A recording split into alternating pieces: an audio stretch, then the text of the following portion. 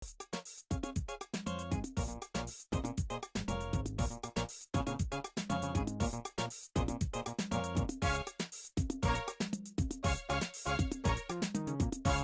الله الرحمن الرحيم. السلام عليكم.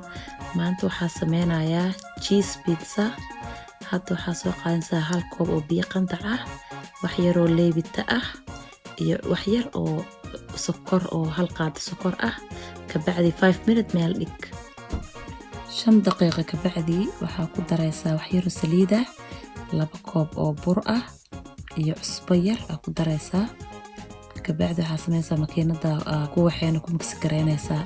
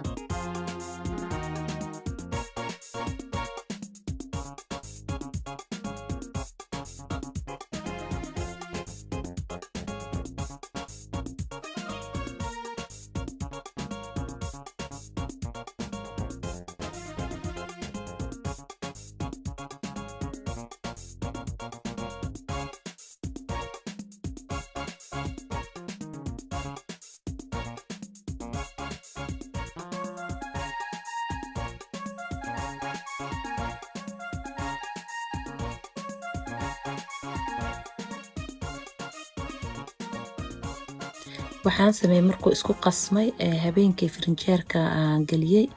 habeenkii dhan oo ku jira subaxii markaas soo bixiyay aan dubayaa. saas ku fiican inuu laba habeen firinjeer ku jira ama hal habeen. ka bacdi waxay siin burku ku kacaya slowly. firinjeerka inaa galisada fiican. hours before soo intaada 2 saac ka hor firinjeerka soo bixinay. ka bacdi waa dubaysaa.